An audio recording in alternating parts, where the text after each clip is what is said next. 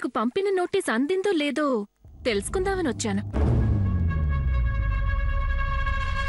అందిందని మీ ప్రవర్తన చెప్పకనే చెప్తోంది.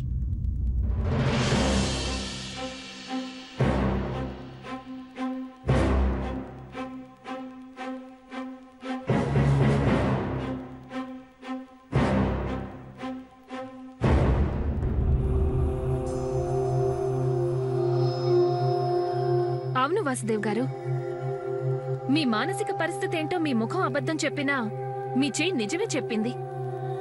మీరు ఎంత ప్రశాంతంగా ఉండాలనుకున్నా ఈ నోటీస్ చూశాక మీ మనసు ఎంత కోపంతో రగిలిపోయిందో నేను అర్థం చేసుకోగలను. ఏంటి శ్రవంతి గారు మీరు మాట్లాడేది? నేను మీనాక్షి గారు దూరంగా ఉండాలని నిర్ణయించుకున్నాం. ఆ దూరం న్యాయపరంగా జరగాలని మీరు నాకు నోటీసులు పంపించారు. దానికి నాకు కోపం రావాల్సిన అవసరం ఉంది?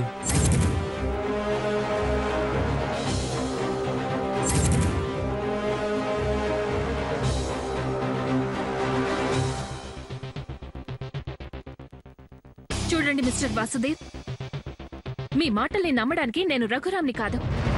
స్నేహాన్ని అడ్డు పెట్టుకుని మీరు చేస్తున్న మోసాన్ని రామ్ తెలుసుకోలేకపోవచ్చు. మీ ప్రేమ మంచు పర్వతం అని భ్రమపడుతున్నాడు. కానీ అది అగ్నిపర్వతం అని తెలిసే రోజు ఎంత దూరంలో లేదు. మీలో వచ్చిన ఈ మార్పు కేవలం నటన అని త్వరలోనే రామ్ తెలుసుకుంటాడు. శ్రవంతి గారు, మీరు నమ్మినా నమ్మకపోయినా, ఎవరు నమ్మినా నమ్మకపోయినా, నాలో వచ్చిన ఈ మార్పు నిజం. నేను మీనాక్షికి దూరంగా ఉంటానని ఇచ్చిన మాట కూడా నిజం. మంచిదే దేవ్ గారు. ఒక మనిషిలో మంచి మార్పు వస్తే అంతకన్నా కావాల్సిందేముంది? మీనాక్షికి దూరంగా ఉండటానికి మానసికంగా సిద్ధంగా ఉన్న మీకు న్యాయపరంగా విడాకులు తీసుకోవడానికి కూడా ఎటువంటి అభ్యంతరం లేదనుకుంటాను.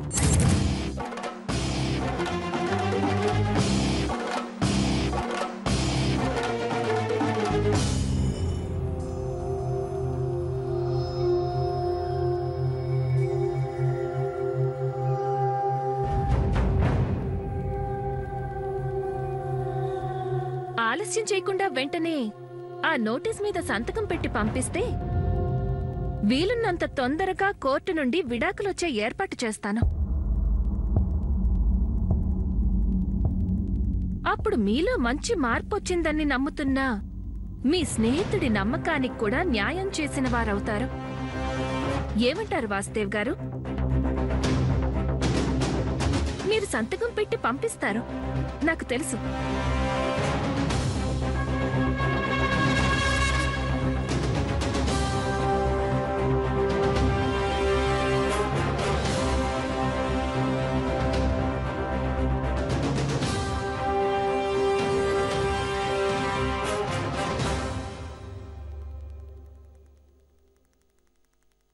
సార్, మీరు పొరపాటున కూడా ఈ నోటీసుల మీద సంతకం పెట్టొద్దు.